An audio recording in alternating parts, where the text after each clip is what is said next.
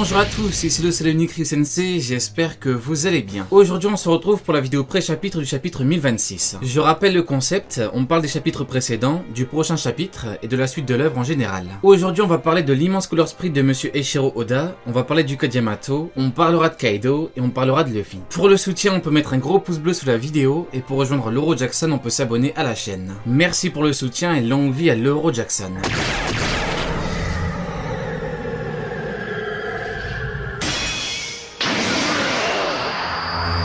Tout d'abord, on a la dernière partie de la grande illustration couleur de monsieur Eiichiro Oda. On a parlé de la première partie de la deuxième, donc maintenant on parle de la troisième. Dans la troisième partie, ce qui est intéressant, c'est qu'on voit bien Sabo et Ace utiliser leurs flammes. On voit également Barbe Noire avec une couleur feu, et ça c'est lourd. Je pense que c'est pour accentuer le fait que Tite veut vraiment le fruit du feu, le Mera Mera no Mi. En effet, on sait qu'il a envoyé Burgess, donc son bras droit et pas second, pour le récupérer. Beaucoup se sont demandé, mais pourquoi est-ce qu'il envoie Burgess et pas quelqu'un de plus puissant? Eh bien en fait c'est simple, parce que c'est pour deux raisons. Première raison, c'est un catcheur, donc forcément les tournois, c'est sa spécialité. Et enfin, seconde raison, c'est parce qu'avec Chichu, donc Barbe Noire, tu deviens ce que tu veux et tu fais ce que tu veux. Burgess est un catcheur, donc il l'a envoyé. Dans un tournoi, il peut s'exercer tranquillement. J'en ai déjà parlé, mais par exemple, Avalokite est un roi déchu. Donc maintenant, il a une couronne de roi. Grosso modo, ce qu'il faut retenir, c'est qu'avec Barbe Noire, dans son équipage, tu peux devenir ce que tu veux. Tu deviens ce que tu veux et tu fais ce que tu veux. Pourquoi? Eh bien parce que pour Barbe Noire, le capitaine, les rêves sont hyper importants. Rappelez-vous de sa phrase quand il affirmait que les rêves sont hyper importants pour les hommes.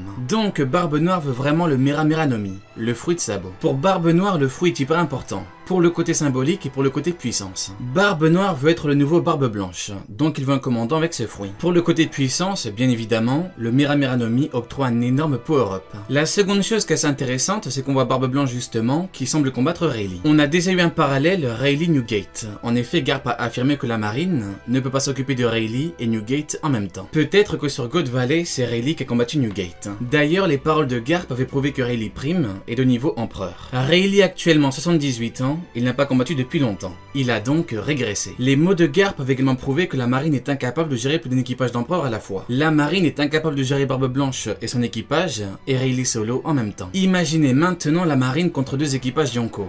On comprend maintenant pourquoi tout le monde a eu peur de Shanks.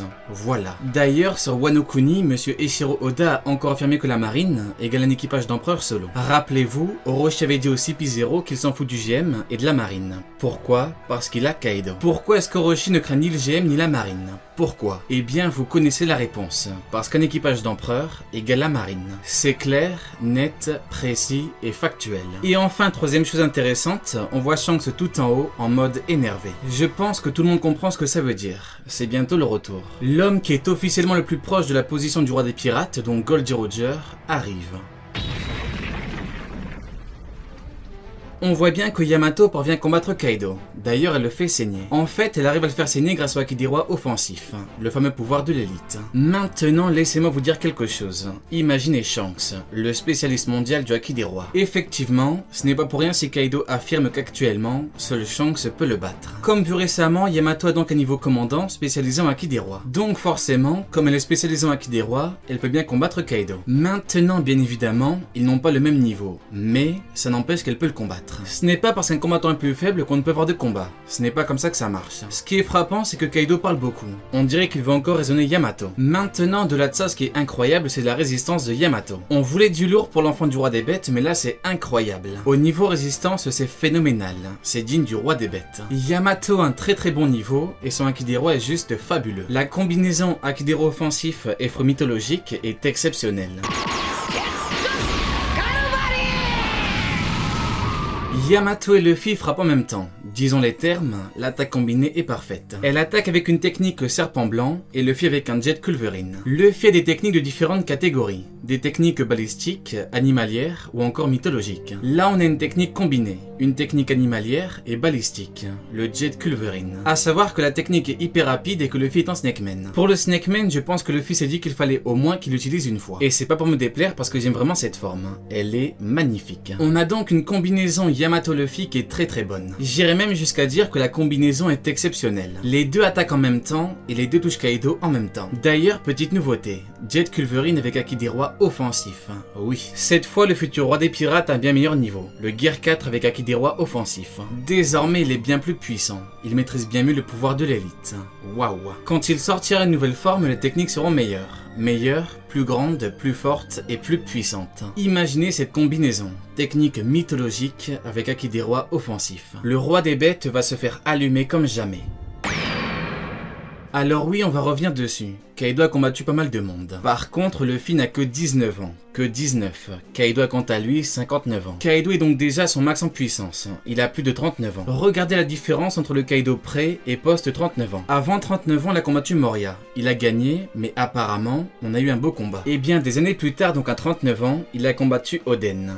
Bien combattu Oden. Oden Kozuki. Moria, Oden. Tout le monde voit normalement la différence. Donc ce n'est pas un problème si Kaido a combattu avant Luffy. Ce n'est pas du tout un problème. D'ailleurs, sa résistance fait que ça ne change rien. Et le plus important reste le combat final. Je vais devoir le redire, mais le plus important c'est le combat final. La dernière confrontation. Le futur roi des pirates aura le niveau d'empereur en battant le grand roi des bêtes.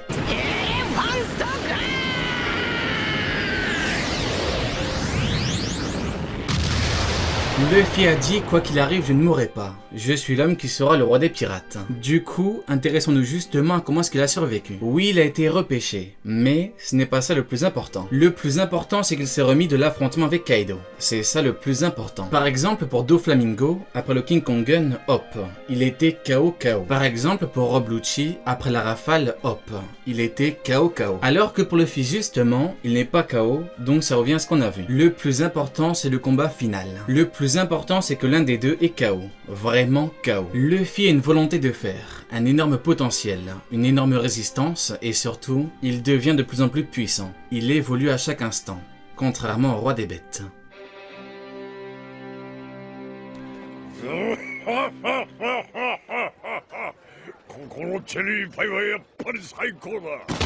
Contre Katakuri, il avait utilisé deux formes, sa forme normale et la forme Bundomen. Ni l'une ni l'autre n'est en fait suffisante pour vaincre Katakuri, un second empereur. Ceci est normal, pour atteindre un énorme nouveau niveau, il lui faut du très lourd. Quand il passe un stade, il lui faut soit une nouvelle technique, soit une nouvelle technique enlève avec une nouvelle forme. Contre Rob Lucci, il a sorti un Gear Third qu'il a bien fragilisé, puis il a enchaîné avec une grosse rafale. La nouveauté avec la rafale, c'est ceci, l'utilisation involontaire du acquis de l'armement. On l'a déjà vu ensemble, c'est à cause de ça qu'il était KO et qu'il a fini à l'hôpital. Contre Doflamingo, c'est King Kong Gun avec Bundomen, contre Katakuri, c'est King Cobra avec Snakeman. On a eu un Bundomen avec un Luffy qui rebondit, un Tankman avec Luffy qui tank pour riposter, et un Snakeman avec un Luffy hyper rapide quand il attaque. Après la vitesse, l'étape suivante, c'est la force. Pour Kaido, c'est ce qu'il faut. Il utilise le Snakeman, mais contre Kaido, ça ne marchera pas. C'est pas ce qu'il faut. Après le Bundomen, le Tankman et le Snakeman, il faut passer un stade. Le Gear 4 a eu 3 formes, donc logiquement, le Gear 5 aura plusieurs formes. On peut avoir un Gear 5 unique comme le Gear Second, mais ce sera compliqué. Après Kaido, on a encore du chemin.